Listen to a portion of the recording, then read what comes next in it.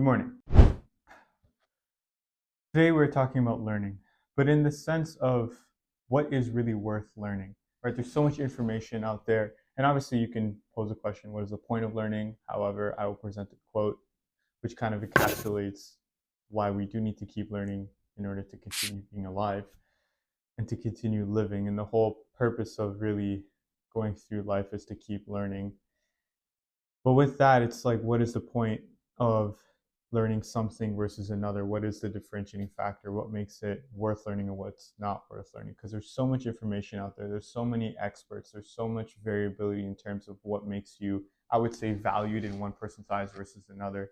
So what distinguishes the difference between what's worth learning and what's just a waste of your mental cognition? So the first point I want to touch on is really the most obvious and logical point. It is, what is the ROI? What is the return on investment that you're going to get? That's the obvious looking, right? Like if you learn something now, how is it going to benefit you in the future? Although when we normally take that perspective, we really focus on the, let's say, monetary or career factors. However, what you may focus on for career and monetary reasons may not provide, I would say, overall life benefit, or even the things that you focus on that are not career based may have an inverse effect and actually benefit your career. A perfect example is you could be learning to tell really good stories. And when you learn to tell really good stories, it's not really going to do much for your, I would say, coding skills if you're working a tech job, or for your um, accounting skills when you're doing accounting. However, when you're presenting, when you're in conversation, when you're telling a tale of the project you are selling, you kind of end up making more of an impact when you know how to tell a good story. So with that in mind, there's obviously now a schema that we've presented, right? It's like what has an overall impact. It doesn't have to have a direct relation to what you're kind of pursuing. You can learn something that's so out of pocket but may come back into the box of what you're trying to pursue, and it may add all this kind of benefit. So now the question is, okay, what presents the real ROI? And I think there's kind of three subpoints to that, right? There's three things that you can look at. One is direct impact, such as, is it going to directly impact your job, directly impact your standard of living? Is it going to help you move forward? So that could be just like hard skills at work, or soft skills with like managing and stuff like that. Those are kind of direct impact. And number two is kind of the passions, right? What is interesting to you? What do you lack in terms of like personal skills that you may need to improve on? And that may encapsulate or complete your overall, I would say, character, right? You have your hard skills that you can apply and sell, the marketable skills, but you have your soft skills that make that marketing much easier. But then you have the final one, which is kind of this whole perspective of what is a complete life. And I think when it comes down to complete life, the people that are most interesting, the people that have the most excitement, that derive the most pleasure out of life, the ones that have that glint in their eye of joy, really are the ones who pursue different forms of information that build their interest and depth in subject matters that may not be something that's monetary, right? So you could have someone who's a historian buff, but they work in the accounting department. You could have someone who's a um, sports, I would say, sports statistic expert, but they're a lawyer, for example. But they're like a pharmaceutical lawyer, like that. Those are two different worlds, right? And the thing is when you go through life, you have to consider that your brain is going to be the main driver of your body and your existence. You need to keep your brain fueled and firing. Those neurons keep firing so that your brain keeps functioning. So to do that, you need to keep learning, and to decide what to learn, you really have to look at what's going to provide the most joy for you in life. But we run into a little bit of an issue, because what may be entertaining now, such as fashion or trends that may change in fashion, may not be entertaining in the long run, or it may change where you may no longer find interest in what's coming up in the new fashion trends, right? If you were a fashion buff in the 1980s and you really liked that hybrid hippie style competing with the formal business look, and now all of a sudden everything's just muddled up and you have something called smart casual, you kind of get confused and discouraged and no longer interested in this whole scheme of what is currently fashion. So then you have to ask this question, what are you learning in terms of how does it keep bringing you that return on investment? And that takes us to the next point.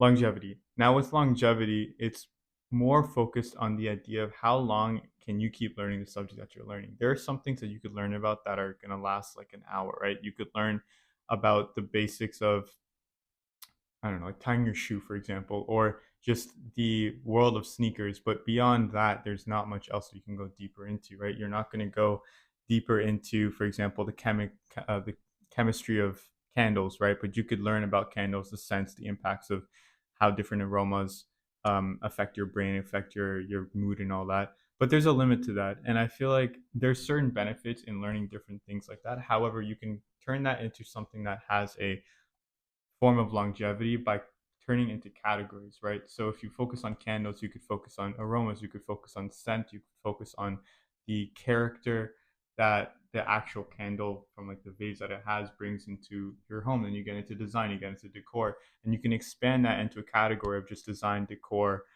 style of living, quality, all that. But the thing that I'm getting at there is you can see how you want to be able to find different avenues to go down that kind of stem off the initial interest point. And so there's two sides. There's one that you have to broaden your horizons, and you broaden your horizons to be able to go deeper down a long path of learning that gives you more benefit, more pleasure, more joy in life, and more, I would say, character development, right? If you're just a candle fanatic, then you're just kind of like a nerdy person who just likes candles. But if you're a person who knows a lot about candles, but knows a lot about the kind of aesthetic that certain scents should have matching with the colors that you put in a room or the furniture, you kind of form this atmosphere that you have with different types of candle scents. You become something more interesting, someone more intriguing, and then you have more character development. So that's the broadening perspective that allows you to add longevity. The other side is looking at the inverse, where you're taking a small dip into a large pond. For example, mathematics is a perfect example where you could learn about functions, calculus, but you could go so deep into quantum physics. You could go deep into simple forms of arithmetic. You could go into a wide variety of statistics applied to just normal life, or sports or whatever, right? And with that, you can see how there's such a long path to go down that allows you to keep learning over and over, or deeper and deeper into this space where your character starts developing. And now you can kind of see where I'm going with this, where it kind of comes down to what you learn should really develop your character more than kind of make you money, right? Because the whole idea is, if it is character development, if it is benefiting you as a character, as a person, as a vehicle going through life, then it is going to have some value, because as you rise, other people are either going to be looking at it to rise with you, or are going to be trying to learn from you. And obviously, there's a marketability in that, but that's just obviously a whole capitalistic markets perspective that you can put a spin on pretty much anything with that lens. But the main focus is, you want to keep growing, you want to keep developing. That's why you keep learning. You learn not to just consume information, you learn information to be able to keep developing. And so when you keep developing, you want to take paths that, one, have that return on investment, but then two, have a long journey to go down that allow you to keep going further and further. And you can hit those spaces where you can add your own spin, your own creativity, your own angle to it, that allow you to push the needle forward, that allow you to break new ground and add something special about your contribution here on Earth. Now, the final point worth mentioning, which may be obvious to many who have gone through the journey of learning different things, is that there is a requirement for patience and persistence. Learning is difficult, but it is worth mentioning that when you learn to go down a journey, when you develop your character, when you do pretty much anything that takes a mold or a shape, if it is worth having, it is worth putting time into, and therefore it does take time. However, we do neglect the fact that we do have to go through the struggles of being persistent, facing those feelings or moments where we may feel like we don't know anything about a subject that we spent the past 2 years or 3 years learning. And that is the whole joy, the whole excitement of it, because it gives you this perspective that there's so much more to learn. It adds to this longevity, and you can kind of start to see how all three of these points tie into this perspective of a cycle. No matter what you do, if it's worth doing, you're going to have to be patient to let it grow, let it bloom, let it blossom. And so with learning, it is very key to take your time and to really be particular about what you're consuming, what information you're taking in, what is worth learning about and what is not worth learning about, and also being persistent with the ones that are worth learning about. So again, that brings us back to return on investment, because if you're learning about something that you can learn very quickly, obviously it may have a benefit in the short term or maybe in some years down the road, but it's kind of a blip of benefit compared to something that takes a longer time to learn. So you can see kind of this correlation between the more time it takes, the harder it is to learn, there probably is a larger benefit to it.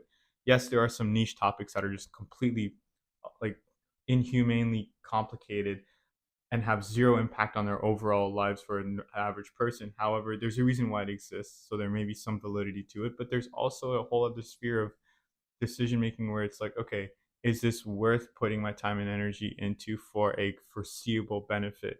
And so as you keep going down this path of learning, keep going down this path in this journey, the whole key is really to treat it like a muscle, almost like learning is lifting weights, right? Your body has to learn different mechanisms, your body has to learn different types of movements to be able to perform different types of exercises, right? You have your basic compound lifting, and then you have your different isometric movements, but then you can also get into CrossFit, or you can get into different types of Olympic lifting. You can also get into different types of movements with your body, right? Like even with dancing, or there's certain levels where you get deeper into dancing where it's not just you moving, it's also you're moving with a partner. You have to be able to lift that person in a certain way or certain form.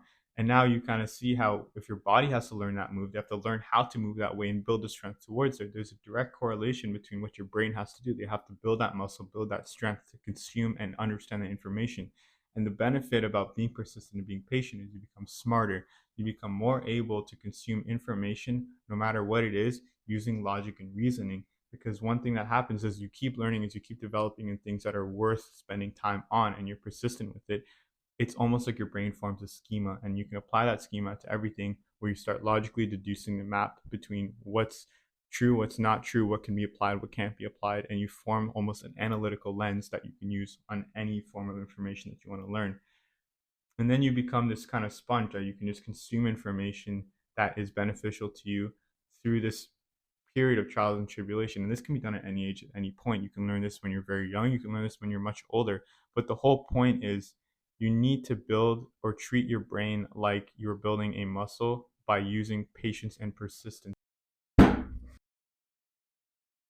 The final thing to touch on here is how these three tie together. And as I briefly mentioned in the previous point, it's almost like a cycle where your return on investment creates longevity, and then your persistence sustains your longevity along with your patience. And so you can kind of see how you enter this cycle of learning. But the whole question is, again, we just discussed what is the point of learning all this stuff. And there's a clear relationship where if you understand that your body needs to keep working and being exercised to stay functioning, your brain has the exact same requirement. And so with that in mind, I look at it in the sense that when we learn, we're going to have to learn anyways. We're going to consume information anyways. Our brain is designed to consume information, and you can consume useless information by just scrolling online and just consuming bits of little nuggets and then overflowing your brain. Or you can be intelligent about it and calculated and consume information that grows your cognition, allows you to think deeper, poses questions to yourself that allows you to expand your level of, I would say, consciousness or awareness, going deeper into developing who you are as a person, who you are to yourself, and who you are to this world. And that is the whole point of all this. The reason why we do everything is to develop. Humans are designed to keep growing and developing, right? We kind of have this arc of growing, developing, getting stronger, getting bigger, getting smarter, and then we kind of arc down. And the whole point is nobody wants to arc down into kind of losing their mental capacity, bodily functions. Every person that gets old hates that. And the way to fight that is obviously you want to exercise for your body, but two, you keep your brain learning, you keep yourself working, and you keep those neurons firing. And so to keep doing that means that to live a fruitful life that incorporates, I would say, youth, you need to have that youth like curiosity of continuing to grow. And so the whole point of all of this is to say that choose what you learn carefully, because the information that is fed to you normally on a normal standard is not curated for thought, it's curated for consumption. And consumption is fast and loose, where curated for thought is steady, patient, and you develop thought processes from it. The more information that someone feeds you that you don't have to think about, the more information they can feed you, because your brain is ready to receive, because you're not thinking about other things. You're not trying to understand the previous point. But when you take your time to learn different things, you take your time and give yourself patience, you're able to learn more by focusing on that single point and consuming deeper information, and you can have this capacity to learn a lot more valuable things versus pointless bits of information. So, with that being said, I close it off on be smart about what you learn, because you're either going to be filled with a lot of pointless information, or you can be calculated and become a very intelligent, inquisitive human being that will forever be young. Till next time, adieu.